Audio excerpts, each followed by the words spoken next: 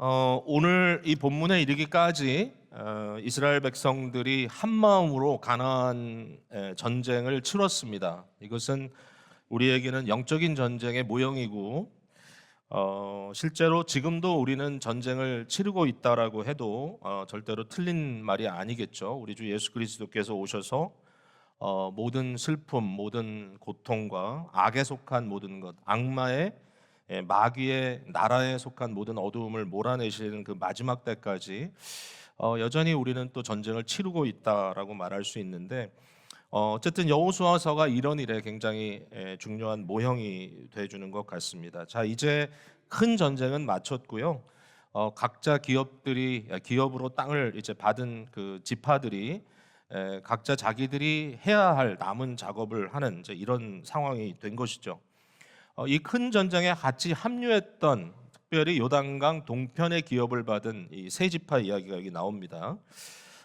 이스라엘의 12지파 중 맏아들인 루벤 지파 사람과 갓 사람 또 므낫세 지파, 므낫세의 경우는 이제 반반 나뉘어서 한 쪽은 요단강 동편에 한쪽은 요단강 서편에 이렇게 자리를 잡게 되었는데 어쨌든 이제 이분들이 전쟁이 다 이제 끝나니까 이제 모든 형제들이 다 자기의 이 기업으로 받은 땅으로 찾아가는 이때에 본인들도 책임을 다하고 요단강 동편으로 돌아가는 이제 그러한 내용이 오늘 이제 본문에 등장을 합니다.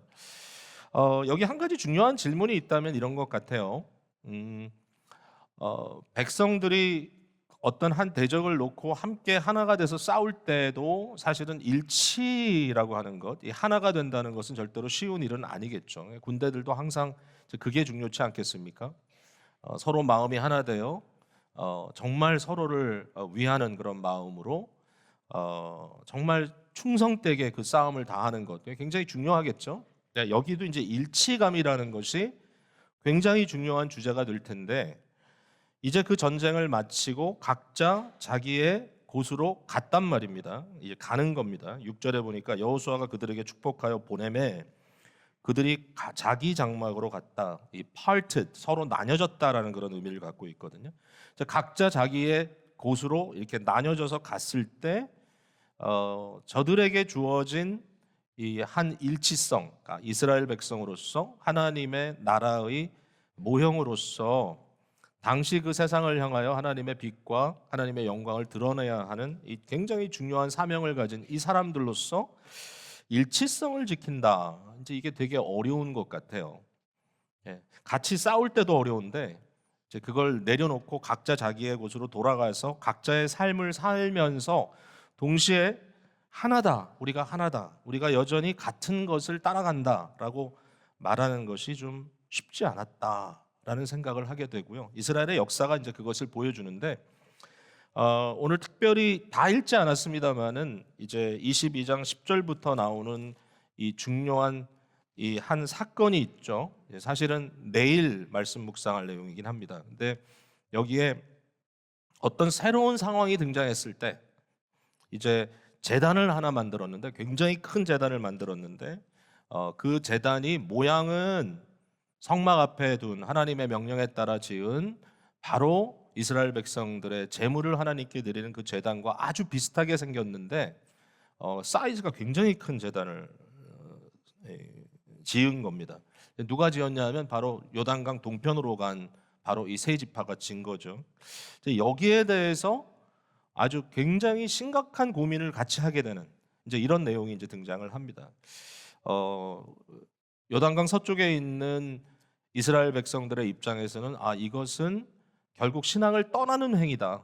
참 제단을 여기 두고 또 다른 제단을 만들고 그 제단을 통해서 하나님께 제사를 드린다면 이것은 우리와 함께하는 것이 아니라 신앙적인 이 독단적인 행동을 의미하기 때문에 이것은 잘못된 것이다라고 생각하게 되는. 그러므로 굉장히 아이러니합니다만은 우리가 이 고민해야 될 부분은 저들이 나뉘어지기 위한 전쟁이 아니라 하나 되기 위한 전쟁을 치르려고 했다. 이런 부분들을 자 우리가 어떻게 이것을 좀 이해해야 될 것인가, 우리가 어떻게 적용해야 될 것인가 이런 고민이 좀 있습니다. 이 말씀을 우리 한번 깊이 한번 들어가 볼게요. 자, 제가 일단 그 과정 속에 이제 저도 고민을 한 게 뭐냐면은 오늘 이 시대의 상황입니다. 이 시대의 상황. 이 시대가 갈등의 시대다라고 말한다면 절대로 저는 과언이 아니라고 생각합니다. 갈등의 시대죠. 어느 때보다도 더 갈등이 심화된 것 같아요. 뭐 여기 계신 분들은 뭐 많이 사셨잖아요. 저를 포함해서 이제 그 동안에 쭉 지나온 게 있어서 불과 뭐 한 1, 20년 전만 해도 냉전이 끝나고 소위 미국의 그 주적이라고 말하는 이 구소련, 소비에트 유니언이 무너지고 붕괴되고 그다음에 이런 얘기도 있었죠. 이젠 전쟁이라는 건 있을 수가 없다. 왜냐하면 무기가 너무 강력해졌기 때문에 전쟁을 하는 것은 다 함께 죽는 일이기 때문에 누구도 전쟁을 쉽게 일으키지 못할 것이다. 뭐 이런 이제 생각으로 나름대로 뭐 세계화, 뭐 글로벌라이제이션, 뭐 이런 이야기를 너무 쉽게 했던 그 시대. 정말 뭐 이제부터는 평화의 날들이 온 줄 알았어요. 이제는 그냥 국가와 국가가 선의의 경쟁을 하는, 물론 그것도 이제 문제는 있지만 어쨌든 이제는 총칼을 갖고 싸우는 게 아니라 뭔가 다른 형태의 전쟁 또는 거기에 서로의 공조가 있을 이런 것.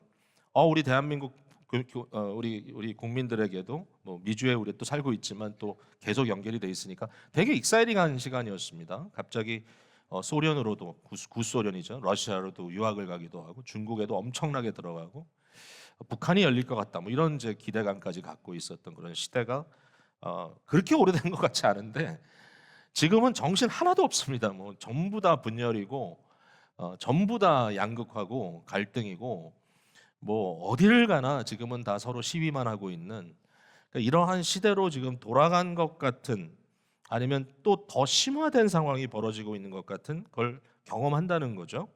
여러분 그렇게 느끼시죠? 이념의 갈등, 또 세대 간의 나뉘어짐, 또 빈부의 차이의 나뉘어짐. 오늘날 또 새로운 미국의 정권이 들어온 이유는 온 세계는 빨리 친미와 반미로 재편성되고 있습니다.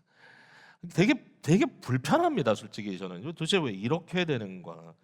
근데 심지어는 양극화의 이러한 생각이 교회 안에도 자리를 잡는 것 같아서 서로 이해가 다르니까 뭐 지금 가끔씩 저한테 날라오는 우리 지역 목회자들의 카톡을 보면 도대체 뭘 하자는 건지 모르겠다는 느낌이 들 정도로 과격한 얘기들이 써서 오기도 하거든요. 그래서 굉장히 좀 고민이 돼요. 고민이 많이 됩니다. 마치 다니엘이 해석했던 바로 느부갓네살이 보았던 그 큰 신상의 그 비전이 있지 않았습니까? 쭉 내려가서 발까지 내려가면 진흙과 철이 섞여 있어 첨예하게 대립되는 그러한 시대를 보여준 것처럼 혹시라도 인류 문명의 끝자락에 우리가 와 있는가라는 고민을 할 만큼 지금 그런 상황이 아닌가 생각을 해요. 자, 여러분은 편안하십니까?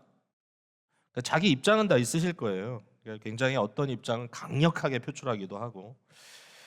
근데 과연 부모와 자녀 세대를 연결해주는 고리가 있는 것인지, 뭐 심지어는 또 이런 말이 좀 불편하게 느껴질 수도 있지만 좌파와 우파를 이어주는 고리가 있을 것인지.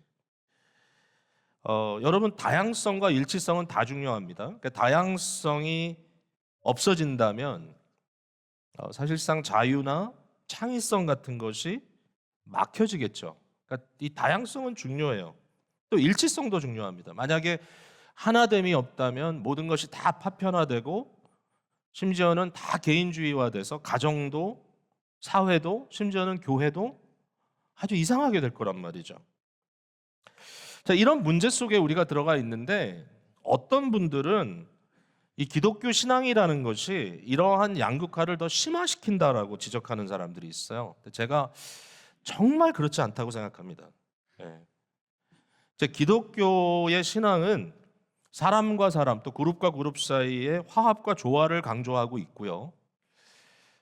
우리가 너무나 잘 아는 대로 로마서 12장 18절에 보면 바울 사도가 할 수 있거든 너희로서는 모든 사람과 더불어 화목하라는 이 말 속에 이 모든 사람이라는 것은 크리스찬만 얘기하는 게 아니고요. 로마 제국 시대에 너무나 다양한 사람들이 함께 살았는데 그 모든 사람에게 그리스도인들은 가해자가 되지 말고 심지어는 나를 핍박하는 자라도 칼을 칼로, 창을 창으로 갚지 말고 그들에게 원수를 선으로 대함으로써 그들의 머리에 숯불을 올려놓는 이런 새로운 전략을 쓰라. 굉장히 진지한 얘기 아닙니까? 그러니까 저는 여기에 대해서 이제 이렇게 결론을 내릴 수밖에 없어요. 오늘날 기독교를 다 자기 편으로 끌고 갑니다. 그래서 뭐 기독교 민족주의도 나오고, 미국도 그래요. 이 기독교 뭐 복음주의라는 것이 어떤 한 가지 그 정치적인 성향을 의미하는 것으로 이렇게 끌고 들어가는데, 저는 이게 스스로 자기를 더 강하게 주장하기 위한 수단으로 종교를 사용하는 거라고 생각해요. 그러니까 결국은 자기예요. 내가 원하는 것, 나한테 어필되는 것. 사실 자기죠. 자기나 자기에게 편안한 집단이겠죠. 그러니까 이러한 그룹들이 기독교라는 종교를 덧입음으로써 그 종교적 어떤 그런 헌신, 결단, 뭐 결의 이런 것을 이상하게 적용시킴으로써 이것이 더 심화되는 모습. 저는 확신해요. 기독교는 그렇지 않다.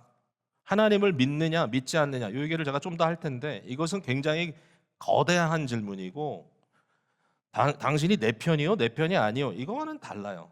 네. 자, 좀 앞서가는 것 같지만 저는 하나님은 어떤 민족의 하나님이라고 국한시킬 수도 없고, 어떤 인종의 하나님이라고 국한시킬 수도 없고, 심지어는 어떤 교파의 하나님이라고 국한시킬 수도 없어요. 제가 장로교 목사고, 장로교가 상당히 건전한 성경적인 교회 형태를 말하고 있다라고 믿지만, 양심상 감리교회도 하나님 역사하시고 침례교회 안에도 주님 사랑하는 사람들이 많다라는 거예요. 그러니까 그렇게 쉽게 얘기할 수 없다라는 거죠. 그러니까 우리가 말하는 것이 너무 협소하다면 그 문제는 내게 있지 하나님 편에 있지 않다고 저는 생각합니다. 그러니까 이런 문제에 대해서 좀 생각해 봐야 되지 않느냐. 과연 나는 지금 어떻게 하고 있느냐.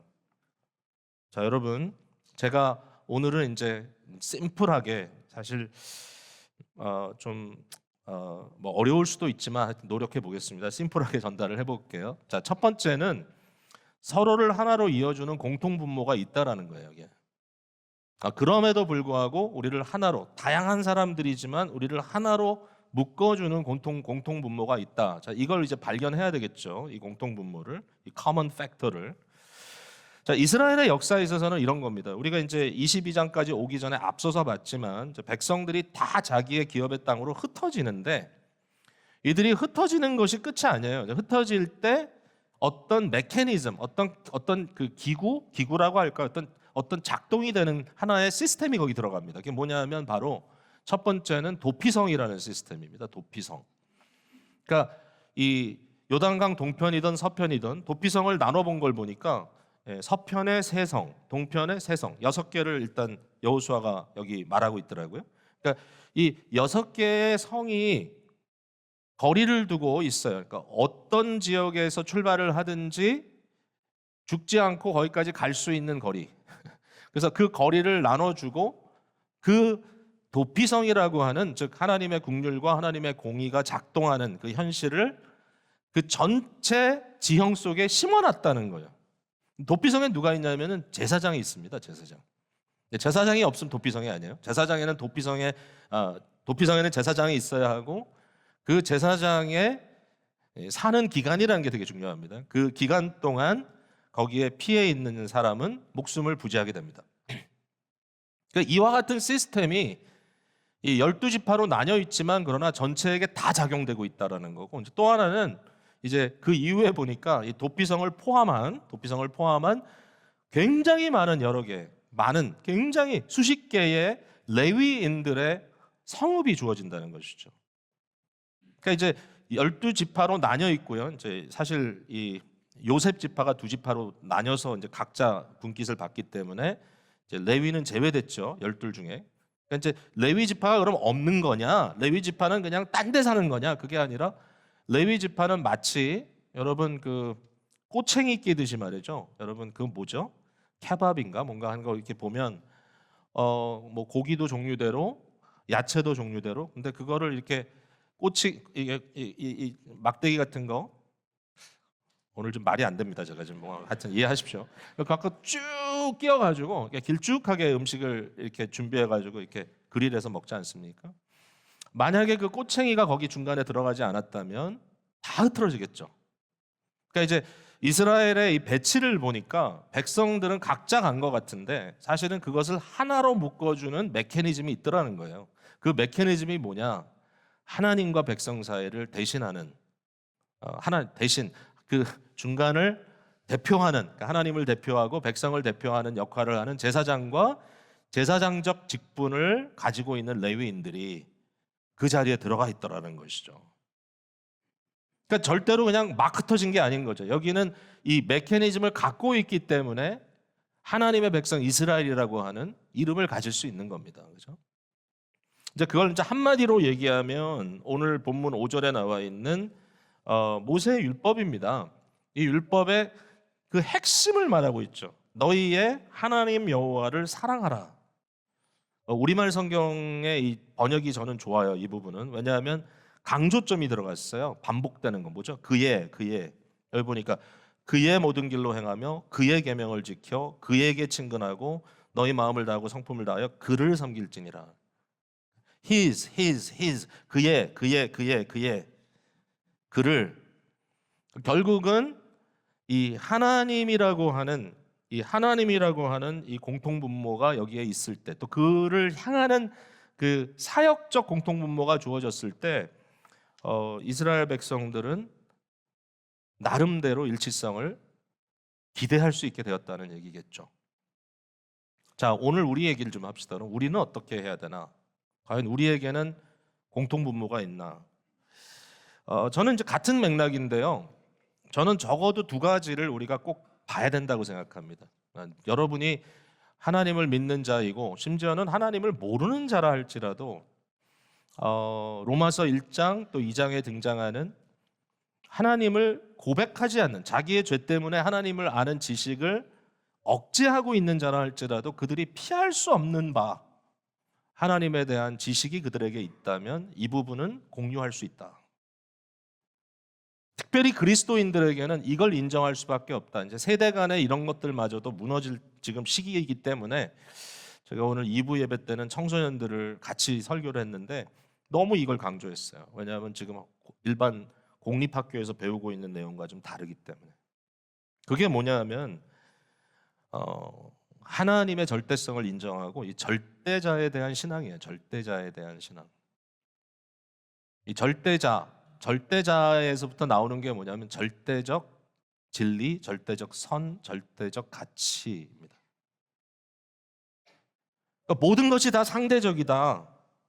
이제는 내 마음대로 아무렇게나 해도 누구도 나에 대해서 제재를 할 수도 없고 내가 아무렇게나 해도 그것이 상관할 필요가 없다. 왜? 모든 게 다 상대적이니까. 개인주의, 상대주의. 결국은 진리라는 것은 절대로 어떤 공통분모가 있을 수 없다. 나의 진리와 너의 진리가 다르다고 해서 상관할 것 없다. 내가 볼 때 선한 것이 너에게는 선하지 않을 수도 있고, 그러면 내가 선하다고 해도 네가 선하지 않다고 해도 상관없다고. 내 선이니까 내가 지키면 된다. 내 눈에 보기 좋은 것이 모든 사람에게 보기 좋은 것이 아니니까. 물론 차이가 다 있죠. 근데 결국은 그럼에도 불구하고 나는 내 것을 주장할 권리가 있다는 게, 여러분 지금 어떤 상황이 됐냐면요, 진리라는 것은 초월적이잖아요. 선이라는 것도 초월적이잖아요. 아름다움의 개념도 사실은 초월적이잖아요. 그 초월성이 상실되면 어떤 문제가 생겨요? 모든 사람들의 자기의 프레퍼런스예요. 내가 좋아하는 것, 나한테 좋게 느껴지는 것, 그러니까 나의 선택이에요. 나의 선택, 취향. 진리가 취향이 됐어요. 선도 취향이 됐어요. 아름다운 어떤 궁극적인 아름다움에 대한 개념도 취향이 됐어요. 여러분 제가 말씀드리지만 이것은 파괴적입니다. 절대적 진리, 절대적 선, 절대적 가치 기준이 존재하고 하지 않고 모든 것은 상대적이라고 믿는 것만큼 파괴적인 것은 없어요. 근데 오늘 이 시대가 그렇게 설정을 해요. 자꾸 그렇게 설정을 하고 어떠한 주장을 다 배제하려고 합니다. 어떤 것도 주장할 수가 없다. 네. 누구도 어떤 이야기도 할 수도 없어요. 개인이 각자가 원하는 대로 선택하면 그만이에요. 그거를 누구도 정죄할 수 없어요. 근데 왜 이렇게 싸우는 거죠? 그러니까 싸우는 게 문제라는 거죠. 어떤 의미에서 보면. 네. 일치성이 안 되는 게 문제지 사실은 각자 원하는 대로 다 하면 된다, 뭐 이런 식으로 좀 생각을 하고 있어요. 근데 그렇지 않다라는 거예요. 네. 그건 아니다. 하나님이라고 하는 존재가 창조주일진데 그 창조주 하나님의 선, 그의 진리, 그의 아름다우심, 하나님께 속한 진선미의 절대적 기준은 반드시 존재한다. 자, 근데 여러분 여기에 이제 주의할 게 있습니다. 이걸 너무 좁게 설정하면 안 됩니다. 사람들이 그래 나는 하나님 편이니까 내가 생각하는 건 진리야. 아니에요. 우리도 계속 수정돼야 됩니다. 하나님은 만유의 하나님이시고요. 온 우주를 창조하신 하나님이시고요. 뭐 이미 말씀드렸지만 하나님은 백인의 하나님도 아니고 하나님은 어떤 민족의 하나님도 아니고 심지어는 뭐 죄송하지만 우리 대한민국의 하나님만은 아닌 거예요. 어떤 교단의 하나님도 아니고 심지어는 우리 로컬 철치 하나님도 아닌 거예요. 개교회주의도 문제예요. 우리만 아니에요. 우리 입맛에 맞는 것 그것만 우리가 좋다. 이게 내게 은혜가 된다. 나는 그래서 이건 하나님께 속한 것이고 하나님이 내게 주신 것이고 이건 하나님의 사역이라고 생각한다. 그렇게 함으로써 파괴적인 일을 벌여놓는 경우가 많습니다. 종교가 협소하게 되는 이유는 하나님의 문제가 아니라 인간의 문제입니다. 여러분 하나님은 얼마나 위대하신 존재인지 몰라요. 이 세상에 이런 존재가 또 없어요. 물론 없어요. 하나님은 하나님 자신일 뿐이에요. 우리 누구도 그렇지 않아요. 근데 그 하나님 속에 궁극적인 가치가 보이는 거죠. 여러분 하나님은 한 분입니다. 일치성이 분명합니다. 하나님은 한 분이에요. 두 분 아니에요. 한 분이에요. 그런데 하나님은 동시에 삼위이십니다. Three and one. 이것처럼 헷갈리는 게 없어요. 우리는 이걸 신비라고 하죠. 근데 이게 없으면요 모든 지식이 다 무너져요. 하나님 안에 이게 존재합니다. 하나님이라는 존재 속에 일치성과 사회성이 존재해요. 일치성과 다양성이 존재합니다. 그러나 하나예요. 완전한 조화. 그러나 단일화는 아니에요. 획일적이진 않아요. 저희는 독재 그런 거 싫어합니다. 저희는 공산주의 이런 거 싫어합니다. 왜? 기독교는 그 원리가 아니에요. 하나님께서 다스리는 일치된 세계 속에 얼마나 다양하고 위대한 일들이 벌어지는지 몰라요. 여러분 얼마나 이게 중요한가 하면요. 여기까지 갑니다. 초기 교회 때 가졌던 여러 가지 이단 사조는 어디서부터 나오냐 하면은 하나가 먼저냐 셋이 먼저냐는 데부터 나와요. 사실은 하나인데 셋이 된 거야. 그것도 이단입니다. 사실은 셋인데 하나가 된 거야. 그것도 이단이에요. 어렵죠? 근데 그거 믿으면 돼. 아 그렇구나. 그리고 거기에 우리 뭘 발견하죠? 하나님의 위대하심을 발견합니다. 하나님은 언제든지 하나고 하나님은 언제든지 삼입니다. 동일하게 궁극적입니다. 그러니까 일치성을 위해서 다양성을 기밥할 필요가 없고 다양성을 위해서 일치성을 기밥할 필요가 없다라는 계산이 나오죠. 이게 하나님이 모든 창조 세계, 모든 우주 속에 하나님이 기초, 하나님이 기본이기 때문에 하나님께 근거한 것들은 우리가 푸시할 수 있어요. 하나님께 근거하는 것은. 근데 그것이 우리 개인의 취향에 따라서 너무 내로하게, 너무 작게 측정될 때는 문제가 있다라는 겁니다. 그러니까 여러분 한번 잘 생각해 보세요. 내가 생각하는 하나님, 내가 생각하는 나의 신앙이 하나님의 위대하심에 뿌리를 내리고 있는 그러한 신앙인지 아니면 나의 어떠한 취향에 뿌리를 내리고 있는 신앙인지. 뭐 오래전 얘기입니다만은 저희 교회 한 가정이 찾아오셨는데 이분들이 좀 교회 사정이 굉장히 어려운 교회에서 이렇게 오셨어요. 그래서 그 내용을 제가 좀 들었기 때문에 그 얘기를 듣고 나서 오셨으니까 뭐 잘 하셨습니다. 여기서 잘 정착하시면 좋겠습니다. 말씀은 드렸는데 몇 달 가지 않아서 도저히 여기서 못 살겠다 그러면서 이제 떠나겠다 그러시는 거예요. 제가 뭐 여러 가지 이슈가 있었을 수 있겠지만 이제 목회자로서 이제 신방을 하고 집사님 뭐 어떻게 해야 제가 도움을 드릴 수 있을까요? 혹시 그냥 뭐 떠나시면 되는 거냐 그랬더니 목사님 제가 사실 이런 말씀 안 드리려고 했는데 솔직하게 말씀드린다 그러면서 제가 설교를 도저히 이해를 못 해먹겠다 그러시는 저한테. 뭐 목사한테는 치명적이죠. 네가 설교 안만 해도 난 못 알아먹겠다 그러니까. 그래서 제가 뭘 잘못했냐고 내가 했더니 이 진짜 제가 여러분 이 말 듣고 제가 그냥 만들었다고 생각하지 마세요. 이분이 하는 말이 목사가 서울 말을 써서 자기는 평생을 경상도 사투리를 쓰는 목사 밑에 신앙생활을 여태까지 해왔기 때문에 도저히 마음에 들어오질 않는데, 은혜가 안 된대.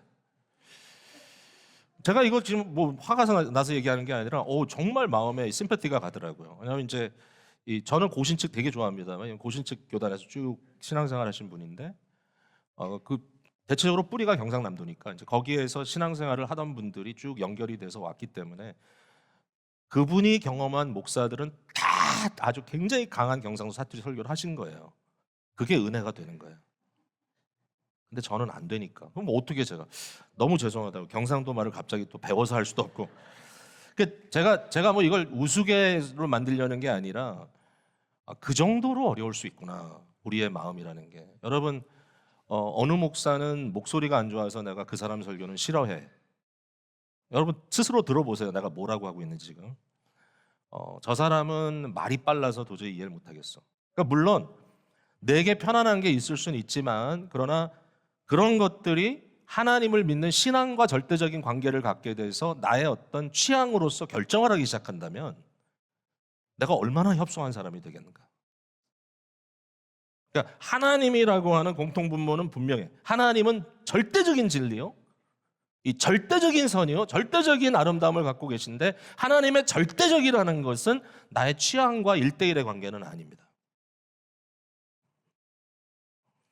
성경의 권위를 믿는다고 우리가 하잖아요. 성경의 권위. 맞습니다. 성경의 권위를 믿지만 모든 사람들이 동일하게 해석한다는 뜻은 아닙니다. 그러나 원칙이 있습니다.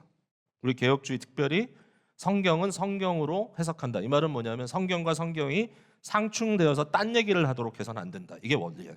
그러니까 그 범주 안에서 성경을 가지고 고민하는 거라면 어떤 본문을 놓고 좀 다른 해석이 나온다 할지라도 흥미롭다. 그럴 수도 있겠구나. 귀담아 들어주는 거지 그걸 가지고 너는 틀렸어 이렇게까지 얘기는 안 하거든요. 기쁨의 교회가 굉장히 어려운 또 굉장히 위험한 실험을 지금 계속하고 있습니다. 매주일날 똑같은 본문 똑같은 제목으로 두 사람의 설교가 뜹니다. 교회 웹사이트에. 가끔은 사람들이 그래 도대체 이게 뭐냐고. 네. 근데 신뢰죠. 믿음이죠. 그 믿음은 뭐냐. 같은 신앙 고백의 범주 안에서 해석의 원칙을 가지고 다를 거다 분명히. 제가 분명히 압니다. 오늘 설교는 아주 다를 거예요. 제가 보기엔 2부 예배 설교와 1부 3부 설교가 사실 좀 다를 것 같아요. 왜냐하면 이게 쉽지 않은 또 방향이니까. 그러나 그것을 수용하는 거예요. 수용. 네. 그 다음 날 뭐 제가 설교 듣고 너 틀렸어 이렇게 얘기 안 합니다. 그것도 참 은혜되네. 그러니까 이러한 이 생각의 확장이 없이는 독선으로 간다니까요. 근데 독선이 자꾸 하나님을 끌고 들어간다니까요.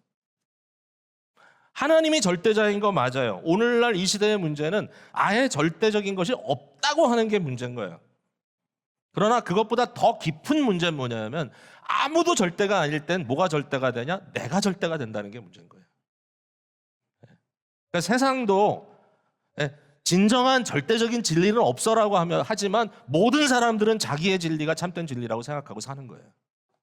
그래서 두들겨 패며 싸우는 겁니다.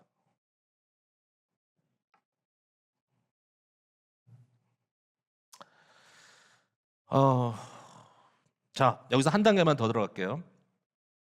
저와 여러분이 합의할 게 있어요. 합의. 또 우리뿐만 아니라 모든 그리스도인들이 합의할 게 있어요. 이 합의가 뭐냐면 물론 이것도 이제 대화에 대한 합의지 딱 점 찍어놓고 이거야 이렇게 얘기하는 건 아닙니다만 적어도 역사적인 어떠한 상황과 사건과 인물에 대한 합의가 있어야 돼요. 거기서부터 물론 조금씩 생각하는 방향이나 해석에 대한 차이가 조금씩 있을 수는 있다 할지라도 그러나 근거가 바뀌어서는 안 돼. 근거가. 그 근거가 누구냐? 저는 하나님의 아들 되신 그리스도 예수라고 생각해요. 자, 하나님의 아들이란 말은 뭐냐면 하나님의 완벽한 형상이라는 것이고 예수 그리스도는 분명히 역사 속에 등장한 인간입니다, 여러분. 그는 아람어나 또는 히브리어를 하셨고 그는 그 시대에 팔레스타인이라고 규정할 수 있는 그 땅덩어리 안에서 왔다 갔다 하시면서 직접적으로 인간들을 만나고 저들과 함께 먹고 마셨어요. 인간 되신 예수 그리스도. 그러나 그를 왜 우리가 하나님의 아들이라고 부르느냐, 참 아들, 유일한 아들이라고 부르냐 하면은 하나님에 대한 완벽한 소개를 우리에게 하시는 거예요. 예수님을 보면 하나님이 보여. 그러니까 하나님이라고 스스로 얘기할 수 있어요. 이런 건 다른 데 없어요. 누구도 만들어낼 수 없는 완전한 싱크로. 그러니까 결국 그 인간 그리스도, 그러나 하나님을 우리에게 완벽하게 보여주시는 하나님 대신 하나님의 아들이라고 우리가 부르는 그분에 대한 것만은 우리가 완벽하게 합의해야 된다. 뭐를? 그분이 계셨고 그분이야말로 길이요 진리요 생명이라는 사실을, 그걸 합의해야 된다. 합의가 안 된다고 할지라도 우리가 이걸 합의해야 돼. 예수님은 우리에게 뭐라고 하셨지? 예수님은 무엇을 하셨지? 여러분, 크리스찬이라는 이름으로 그리스도로서는 절대로 할 수도 없고 하지도 않았을 행동을 하면 아닙니다. 그건 아닌 거예요. 네.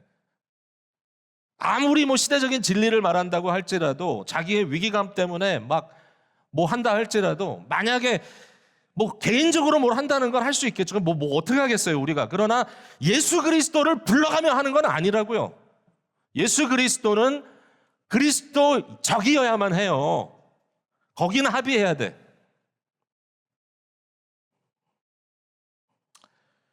가정 안에서 부모가 자녀들에게 얘기할 수 있죠. 나는 부모니까 내 말을 들어야 돼.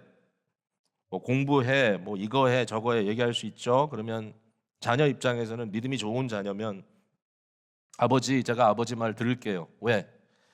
성경에 보면 자녀들아 내 부모를 공경하라 했으니 제가 듣겠습니다. 근데 아버지, 성경에 또 등장하는 얘기가 자녀들을 노엽게 하지 말고 자녀들을 오직 주의 교훈과 훈계로 가르치라 하셨으니, 제가 아버지께 질문합니다. 아버지가 지금 나에게 요구하는 이것이 예수님이 하셨을 요구입니까? 아니면 예수님 생각과는 좀 다른 생각 같으십니까? 아버지가 그 얘기를 들으면 어떻게 될까요? 할렐루야 아멘 하십시오. 왜? 믿음 있는 자녀를 주셨으니까. 그래? 내가 좀 과했나 보다. 내가 내 마음에 있는 너에 대한 사랑하는 마음만 표했으면 되는데 내가 좀 화를 냈나 보다. 내가 무조건 강압적으로 설명도 하지 않고 너에게 그냥 하라 그랬나 보다. 예수님이라면 어떻게 하셨을까? 기도할까? 뭔가 여기에 어떤 합의점, 교회 안에 어떤 문제가 생겼어요. 그 문제를 가지고 싸워요. 근데 이상해요. 나중에는 교회가 싸우는 지점으로 들어가 보면 그 다음엔 다 이권이에요. 누가 더 많이 가져가느냐. 예수 그리스도께서 뭐라고 하셨을까? 저는 이전에 노예도 그런 얘기가 있어가지고 소송을 걸어야 된다 어쩐다 했을 때 제가 그랬어요. 주 예수 그리스도의 이름으로 한마디 하고 보냅시다. 그 한마디가 뭐냐? 먹고 떨어져라.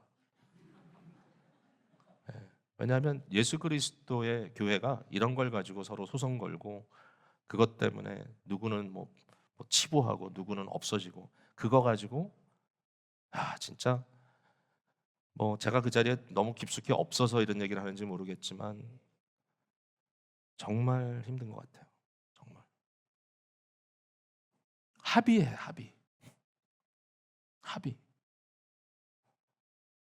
목사님, 이게 예수님의 마음입니까? 물론 이제 그것도 우리가 너무 자기의 어떤 생각과 자기의 어떤 선택, 개인적 선택으로 취선택하는 건 아니죠. 같이 합의해야죠. 예수님이 뭘 원하실까? 주님께서 뭘 원하실까? 그가 누구인지, 그가 무엇을 하셨는지, 그 무엇을 가르치셨는지 우리가 같은 소urce를 통해서, 성경을 통해서 그를 탐구하고 나누고 그를 따라가는 그리스도인들로 살겠다는 합의가 이루어졌을 때, 저는 심지어는 이런 생각도 해봐요. 그러니까 믿지 않는 사람들이라도 너무 전도가 잔인해요. 너무 전도가 막 칼로 쑤시는 것 같아. 오늘 밤 당신이 죽는다면 이런 식으로 들어가니까. 근데 성경에 분명히 써 있잖아요. 베드로전서에. 너희 안에 있는 소망의 이유를 묻는 자에게 대답할 것을 준비하라고. 뭐예요? 이 세상 사람이 예수 그리스도라고 하는 존재를 무식해서 좀 뭐 이해를 못할진 몰라도 예수님을 미워하나요? 좀 뭐가 클릭이 안 되는 거지. 그러나 누군가 그리스도 예수의 모습을 삶을 통하여 보이고 살아갈 수 있다면, 어글리한 게 아니라 그리스도 예수의 모습을, 그의 산상설교와 그의 가르치심과 그가 우리를 위하여 죽기까지 복종하시며 제자의 길을 섬기는 자의 길을 가시고 우리 보러 누구든지 나를 따라오려거든 자기 자신을 부인하고 자기 십자가를 지고 나를 따르라. 그 그리스도 예수의 모습을 우리가 깊이 고민한다면 절대로 쉽게 저지르지 않을 그러한 악행들을 예수의 이름으로 행할 때가 많았다. 이게 제가 그냥 하는 얘기가 아니고요. 2000년 기독교 역사가 증거하는 겁니다. 예수 그리스도의 이름으로 많은 사람들이 잘못 희생됐습니다.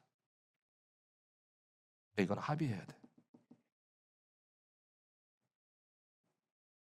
자, 여기까지 말씀드리고 이제 마무리를 할게요. 근데 여기 이제 전쟁을 그럼 왜 하느냐? 요거까지만 좀 말씀드릴게요. 이 전쟁을 왜 하려고 했느냐면요. 오늘 본문에 보니까 굉장히 아이러니해요. 굉장히 아이러니해요. 이 전쟁의 목적이 뭐냐면 하나 되기 위한 전쟁이에요. 아니 이런 전쟁이 어디 있냐? 왜 싸우냐? 그러니까 결국 내용을 쭉 들어보면 이스라엘 백성들과 서로 대화를 나누다가 알게 된 게 있어요. 우리가 지금 무장하고 나온 것은 우리가 하나의 신앙을 지키기 위하여 하나됨을 포기하지 않기 위하여. 그러면 이제 뭘 하죠 이 사람들이? 만약에 너희가 넘어간 이 요단강 동편의 땅이 그 주위 사람들이 너무 타락해가지고 너희를 이상한 길로 가게 할 것 같으면, 맞아, 이쪽 땅은 이미 다 우리가 나눴고 사실 그렇게 크지도 않아서 좀 서로 비좁을 수 있지만 내가 너희들에게 말한다, 일로 넘어와서 같이 살자. 제발 우리 같이 살아서라도 이 한 마음 잃지 말자. 이 전쟁이었거든요. 나중에 알게 되죠. 이게 이 의미가 절대로 뭐 어떤 이단이나 무슨 이상한 짓을 하려는 게 아니라 다음 세대 자녀들, 또 다음 세대에게 우리는 한 나라요, 한 이스라엘이요, 한 하나님의 민족이라는 것을 보여주고 싶었다. 근데 이게 절대로 우리에게 필요 없는 얘기가 아닌 것 같아요. 왜냐하면 예배서 4장 1절에 3절까지 나오는 중요한 그 키는 뭐냐면 성령께서 하나 되게 하신 것을 힘써 지키라 그랬어요. 저와 여러분이 피곤해도 지켜야 돼요. 서로 다르니까 뭐 다 쉽지 않겠지만 생각도 다르고, 그러나 힘써 지켜야 돼. 어떻게 하는 게 힘써 지키는 거예요? 여기 보니까 모든 겸손으로, 온유함으로, 오래 참음으로, 사랑 가운데 서로를 용납함으로. 쉽지 않아요. 절대로 쉽지 않아요. 자기 생각대로 막 던지고 막 마음대로 하고 그래가지고는 이게 안 돼요. 만약에 내가 그러면서 막 주장하고 싸우잖아요. 그거는 성령께서 하나 되게 하신 것을 힘써 싸우는 게 아니고 내가 원하는 것을 위하여 힘써 싸우는 거예요. 그거는. 그리스도인들은 파괴적인 싸움을 해서는 안 된대요. 인간적 혈기에 의한 분노의 싸움을 해서는 안 된다. 우리가 많이 생각해 봐야 할 중요한 구절이 있습니다. 디모데전서 2장 8절. 그러므로 각처에서 남자들이 분노와 다툼이 없이 거룩한 손을 들어 기도하기를 원하노라. 분노와 다툼이 없이 거룩한 손을 들어라. 여러분, 이게 무슨 지금 얘기를 하고 있냐면은 주먹을 쥐고 서로를 향하여 치고 박는 거죠. 경쟁하고 싸우고 맨날 경쟁이죠. 뭐 서로 경쟁하고 내가 더 위에 가려고. 진정한 영웅은 누구냐? 상대를 다 무릎 꿇리는 사람이다. 그 기독교와 무슨 상관이 있습니까? 그런 생각에. 진정한 영웅은 각자의 독특성을 이해하고 서로의 자리를 이해하고 모든 사람들이 최선을 다하여 자기의 업무와 자기의 부름받음을 다함으로 하나의 팀을 만들어서 가장 아름다운 효과적인 것을 하게 하는 것이 영웅이죠. 다 내 앞에 무릎 꿇어. 그건 영웅이 아닙니다. 그건 폭군이지. 너희 주먹을 이렇게 쥐지 말고 손을 들라 그래서 하나님께. 이게 손을 드는 게 뭐예요? 찬송 부르다가 기분 좀 이상하면 손 들잖아요, 우리가. 그리고 어떤 사람은 손을 자연스럽게 들고 뒤에 있는 사람은 유별나게 하네 또 이러고. 모르겠어요. 뭐 그러실지. 저도 가끔 앞에서 이렇게 손을 드는데 도대체 저 왜 드는 거야? 왜 손이 저렇게 가벼워? 근데 이 말씀대로 한다면 왜 손을 드냐면은 하나님께 항복하는 거예요. 하나님이 유일한 하나님임을 인정합니다. 그리고 하나님만 찬양합니다. 형제를 향한 주먹짐이 아니라 하나님을 향한 항복인 거예요. 손을 들만하죠. 이럴 때는 하나님 나 항복합니다. 주님만 주인 되어 주십시오. 자, 말씀을 맺겠습니다. 저와 여러분 오늘 어떤 싸움을 싸우고 있습니까? 혹시라도 내가 증오하는 대상이 있어요? 내 마음에 저 사람은 진짜 싫어. 난 저런 사람들은 너무 싫어. 근데 이제 너무 싫고 너무 미워하는데 딱 그 이유가 뭐냐면은 쟤네들 때문에 내 인생이 피곤해. 이제 이걸 이게 영어로는 scapegoat라 그러거든요. 그러니까 다시 말해서 모든 죄를 다 짊어지고 염소 한 마리가 광야로 나갔잖아요. 그러니까 대한민국의 모든 문제는 쟤네 때문에. 나는 아니에요. 미국의 모든 문제는 쟤네 때문에. 아, 요새 뭐 미국에 다큐멘트 없는 분들 내보내는데 뭐 한국 사람들 뭐 십몇만 뭐 내보낼 거란 막 이런 얘기 저는 막 조여와요. 왜 이 난리야? 왜 이 난리야? 쟤네 때문에 우리가 힘든 거야. 이 스케이프고팅 하는 거. 이것처럼 못된 일이 없어요, 여러분. 각자 잘하면 돼요. 근데 그렇게 해. 근데 그걸 우리가 해요, 우리가. 마음으로 증오해. 쟤네 때문에, 저 사람 때문에. 저 사람만 빠지면 다 괜찮은데 저 사람이 있어가지고 다 피곤하네. 나의 문제를 상대에게 프로젝트해서 투영해서 그 상대를 미워하고 핍박하는 행위. 질문합니다. 우리는 적극적인 피스메이커인가? 적극적인 피스 브레이커인가? 나의 입을 통하여 나오는 말들은 상대를 인정하고 이해하고 노력하고 세워주려는 노력인가? 여러분 말씀을 들어도요 너무 자극적인 걸 통해 가지고 내가 올바로 믿고 있다는 것을 자꾸 확증시키려는 스타일의 메시지에 심취하지 마세요. 도움이 안 돼요, 여러분. 그런 이야기 많이 하던 사람들이 나중에 보면 좀 이상하게 되더라고요. 그러니까 이게 너무 우리 마음들을 쉽게 내어줘서는 안 될 것 같아요. 그리스도 중심적인 일치성을 이루어야지 자기 중심적인 분열을 조성해서는 안 돼요. 여러분 우리가 우리의 느낌과 우리의 판단, 우리의 편견에 치울 때가 참 많아요. 요즘 이제 상황이 뭐냐면요, 미디어가 완전히 평준화되어 있죠. 그러니까 모든 사람이 다 개인 미디어를 다 갖고 있어. 내가 원하는 대로 조금만 기술만 가지면 다 할 수 있어요. 그러다 보니까 여기에 이제 심의라는 것이 없어졌어요. 심의가 나쁜 말로 쓰여질 때도 있지만 이거를 일종의 어카운터빌리티라고 얘기한다면 좋은 것 같아요. 그러니까 한 개인이 정직함이 없다면, 다시 말해서 그 사람이 정상적인 지각이 없는 사람이라면 무조건 자극적인 것을 만들어서 조회수를 높여서 돈 버는 거예요. 근데 문제는 뭐냐면 오늘날 기술 문화가 그렇게 만들어놨어. 자, C.S. 루이스 얘기 한 번 더 할까요? 100년 전 사람인데 이런 얘기를 했어요. 깜짝 놀랐어요.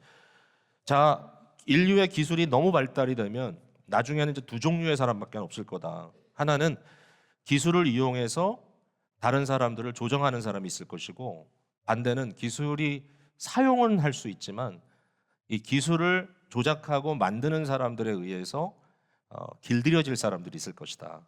이거를 컨디셔널, 컨디션드 이렇게 둘로 나눴어요. 그러니까 모든 사람들이 결국 사회가 이 두 계급으로 나뉠 것이다. 한쪽은 기술이나 자기의 어떤 인플루언서로서의 역량을 통해서 사람들을 내가 원하는 대로 조작할 것이고, 다른 쪽은 다른 어떤 기능이 없이 조작당할 수밖에 없는, 왜? 그 기술의 영향 속에 있기 때문에. 이 두 가지밖에 없다. 길드는 내가 길들이는 사람인가 아니면 길들여지고 있는 사람인가? 근데 뭐 일단 길들이는 건 나쁘고요. 그루밍 안 좋아요, 이거. 가스라이팅 안 좋아요. 근데 이런 것들이 제대로 되는 경우는 거의 없다고 봅니다. 그러니까 결국은 내 말 잘 듣는 사람을 만들고 싶은 거지 진리를 따르는 사람을 만들고 싶은 건 아닐 테니까, 일반적으로. 이러한 상황 속에서 여러분 어떻게 할 거예요? 경쟁적인 사회 속에서 끊임없이 싸우고 내가 이기든지 지든지 저 사람한테 무릎 꿇든지 내가 저 사람이 내 앞에 무릎 꿇든지 뭐 이런 식으로 계속 살아가는, 절대적 평가를 해야지 상대적인 평가를 안 해야 되는데 오늘도 커브 만들어 놓고 숫자 맞춰 가지고 저 사람보다 잘하고 저 사람보다 못하고 모든 게 다 일직선에 있는 게 아니라 완전히 다 계급 사회로 만들어 버리고, 교회는 서로 다양하지만 함께 춤추는 거예요. 교회마저도 계급으로 만드는 경우들이 자주 있죠. 그래서 아마 우리는 그냥 하도 이 안에 있다 보니까 생각 없이 살지만 외부에서 들어온 사람한테 진짜 이상할 수 있어요. 제가 보기에. 제가 안 하는 것을 하는 교회가 이상하더라고요. 너무 당연한데. 지난주에 방문했던 교회에서 당회에 굉장히 어려운 질문이 하나 들어왔어요. 그래서 서로 어떻게 될지 몰라서 저 밥 먹는데도 서로 고민하시더라고요. 그 고민이 뭐였는지 아세요? 서리 집사 제도가 있는데 70세가 넘으면 서리 집사를 더 안 한대요. 그러면 70이 지난 분을 집사로 부르느냐 안 부르냐, 그게 중요한 질문이었어요. 서리 집사 뭔지 아세요, 여러분? 우리 교회는 없어요. 그래서 서리 집사가 뭐냐 그랬더니 제가 물어봤어요. 서리 집사가 어떻게 됩니까? 그랬더니 우리 교회를 출석하는데 1년 이상 된 사람인데 세례 받은 사람이면 다 서리 집사다. 그렇지 않으면 안 되죠. 어디에 선을 긋을 거예요? 그러니까 이제 그렇게 했는데 70세까지 그냥 그렇게 계시다가 이제 연세가 되셔가지고 71세가 됐으면 더 이상 1월 1일 날 신년 첫 주일에 서리 집사 임명이 안 된 거예요. 그러면 굉장히 화가 나는 거야. 나 왜 갑자기 서리 집사가 아니야? 그러면 이제부터 사람들이 뭐라고 불러야 돼? 성도라고 불러야 돼. 여러분 저희 교회는 장례 치를 때마다 다 성도로 부릅니다. 뭐 나쁜 얘기입니까? 근데 이상하게 아무 계급이 없으면 성도. 그러니까 모든 사람이 뭔가는 있어야 되니까 서리 집사. 또 그거와 구분해야 되니까 안수 집사. 뭐 장로님들 너무 많으셔. 그건 아닌데 목사와 장로, 뭐 집사 이게 뭐 계급의 차이냐? 그래도 목사가 높은 거 아니에요? 고맙습니다, 여러분 그렇게 생각하신다면. 네. 아마 그것도 저는 어떤 의미에서는 여러분이 저를 잘 봐주신다면 그건 개척자의 프리미엄일 거고 언젠가 아마 후임 목사는 힘들 거예요. 왜? 그 프리미엄이 없으니까. 그러면 그걸 계급으로 서로 충돌하면서 위아래를 따지고 간다면 내가 주인이야, 너는 일꾼이야. 너무 비참해요. 근데 그렇게 가요.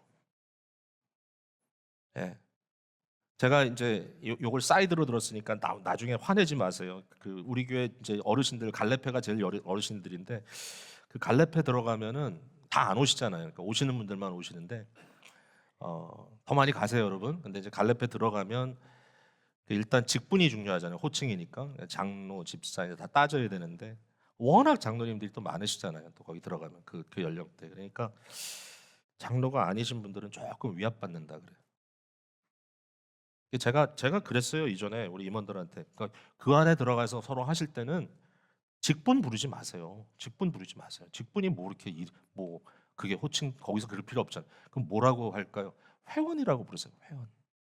회원 전명하시고 아무개 회원 부르시고, 그러니까 모든 사람들이 편안하도록.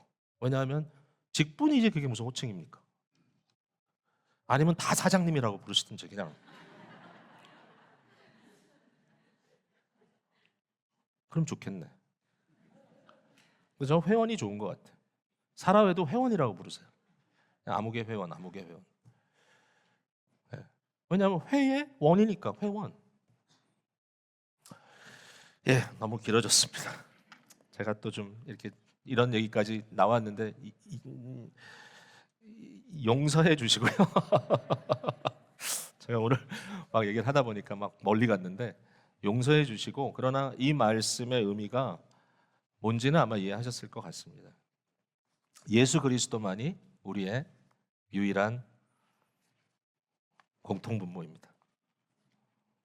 예수님만을 높여드리는 복된 저희들 되길 바랍니다.